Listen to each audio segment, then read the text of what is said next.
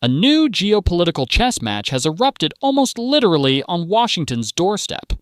Venezuela, a nation long crippled by economic crisis and political instability, has suddenly become the epicenter of global maneuvering. Caracas has invited Moscow and Beijing to the table of oil wealth worth hundreds of billions of dollars, while openly accepting military assistance from both Russia and North Korea. The Kremlin has responded with a show of force unseen in the Caribbean in decades. 20,000 Russian troops, 2 nuclear-powered submarines, nearly 200 warships, tens of thousands of pieces of military hardware, and squadrons of Tu-160 strategic bombers. North Korea, meanwhile, has pledged to dispatch its own soldiers to Venezuelan soil in a symbolic gesture of defiance toward Washington. The United States, in turn, has wasted no time. Within hours of Moscow's deployments, U.S. Marine Corps F-35B Lightning II stealth fighters landed in Puerto Rico, just 900 kilometers from Venezuelan territory. Alongside them came 8 warships and thousands of Marines. On one side stands a superpower accustomed to dominance in the Western Hemisphere. On the other, an unexpected coalition challenging that supremacy with bold moves and unpredictable cards. The question now reverberating from Washington to Caracas: will the Caribbean become the next battleground where the world order itself is tested? The Venezuelan story was already complex. Now it has reached a new fever pitch. Long under pressure from Washington's sanctions and military threats, President Nicolas Maduro has unveiled a dramatic counterplay, opening the nation's massive oil reserves, not only to Russian and Chinese investment, but also to their protection. The decision transforms what Washington once considered an assured prize into a contested asset split among America's foremost rivals. Moscow's reaction has been swift and forceful.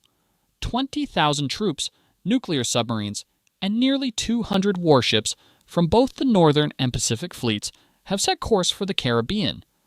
Dozens of advanced aircraft, including Su-57 and Su-27 fighters, as well as 2 160 bombers, are participating in large-scale exercises near Venezuelan territory. For many observers, the return of the Tu-160 Blackjack strategic bomber to Caracas evokes uneasy memories. These aircraft made headlines in 2008, 2013, and again in 2018, landing in Venezuela precisely at moments when Washington was escalating efforts to topple Maduro's government.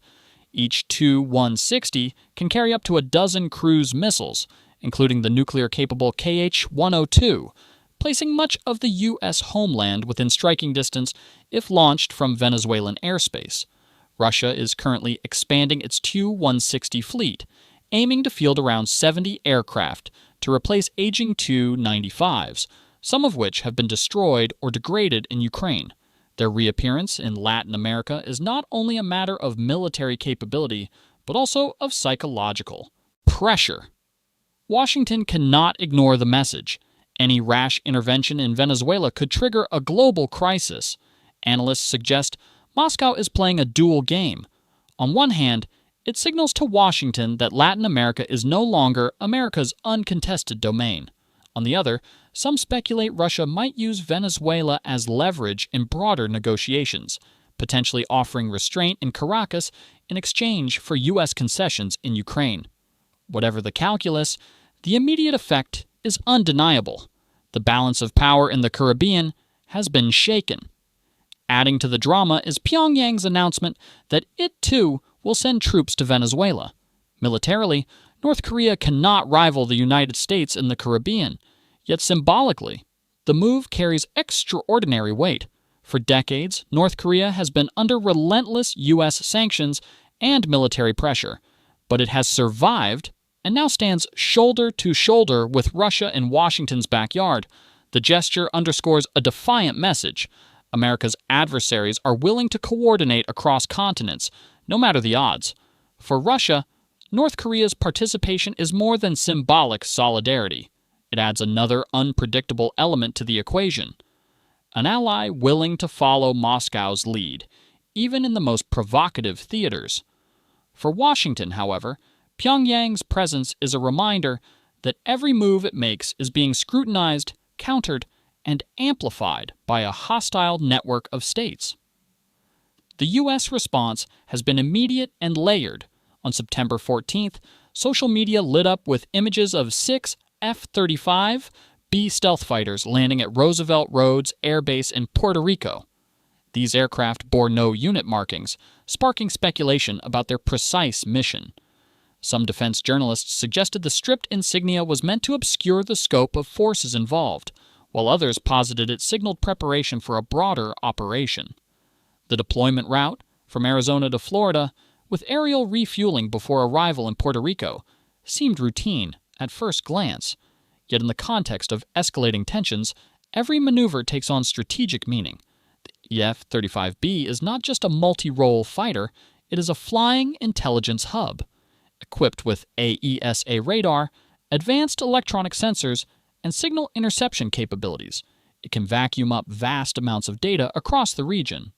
Stationing these jets in Puerto Rico effectively extends America's surveillance net deep into Venezuelan airspace, tracking not only Caracas, but also Russian and North Korean movements. Crucially, the F-35B's vertical takeoff and landing capability makes it a natural partner for U.S. amphibious assault ships, like the USS Iwo Jima, currently patrolling the Caribbean. This synergy grants U.S. commanders enormous flexibility, enabling them to switch from counter-narcotics patrols to full-scale combat operations in an instant, and Washington is not stopping there. In recent weeks, the Pentagon has dispatched 8 additional warships, 4,500 Marines, the USS Iwo Jima Amphibious Assault Group, the USS Lake Erie Cruiser, and Arleigh Burke-class destroyers into the region. Officially, the mission is framed as a counter-narcotics operation. Few analysts, however, are convinced. The true purpose appears to be a tightening noose around Maduro's regime. Tensions spiked further when Venezuelan F-16 fighters approached U.S. ships in international waters. Former President Trump warned that any Venezuelan aircraft threatening U.S. forces would be shot down immediately. Maduro, in turn, declared Venezuela was prepared for armed resistance, mobilizing both regular and reserve forces. He described Washington's naval buildup as the greatest threat to Venezuelan sovereignty in a century. The imbalance of power is staggering. The U.S. fields more than 13,000 military aircraft compared to Venezuela's 229, including Russian-supplied Su-30s, a handful of aging F-16s from the 1980s, and imported Iranian drones. Between 2006 and 2021, Moscow delivered fighters, helicopters, and missile systems to Caracas, but many remain undertrained and poorly integrated. Venezuela's 2023 defense budget of just $4 billion pales against America's $895 billion, underscoring the futility of a direct military showdown. Thus, Caracas relies on asymmetry, leveraging terrain, mobilizing militias, and, most crucially, inviting allies like Russia, China, and North Korea to complicate Washington's calculus. Almost simultaneously with the arrival of the F-35Bs, reports from Reuters and CNN revealed that Washington had dispatched an additional 10 stealth fighters to Puerto Rico, ready to pivot from counter-narcotics to combat operations at a moment's notice. With warships, aircraft, and Marines now encircling Venezuela, the pressure campaign has reached levels unseen in decades. This mirrors a familiar American strategy, the dual-track approach. Publicly, Washington cites counter-narcotics missions. Privately, it positions its most formidable assets for rapid escalation. The silent arrival of F-35Bs signals to all regional players that the United States is preparing for multiple contingencies, from deterrence to regime change. Across the Caribbean, governments, analysts, and citizens alike are left asking, is a new chapter of Cold War confrontation unfolding here in Latin America? For Venezuela, the stakes could not be higher. It stands on the thinnest edge in its modern history, balancing between survival and destruction. For the United States, the challenge is equally stark: how to respond to provocations in its own hemisphere without triggering a conflict spiraling out of control. One thing is certain: the Caribbean is no longer a quiet sea. It has become the front line of a new global rivalry, one where every move, every deployment, and every gesture could set the stage for confrontation between nuclear powers,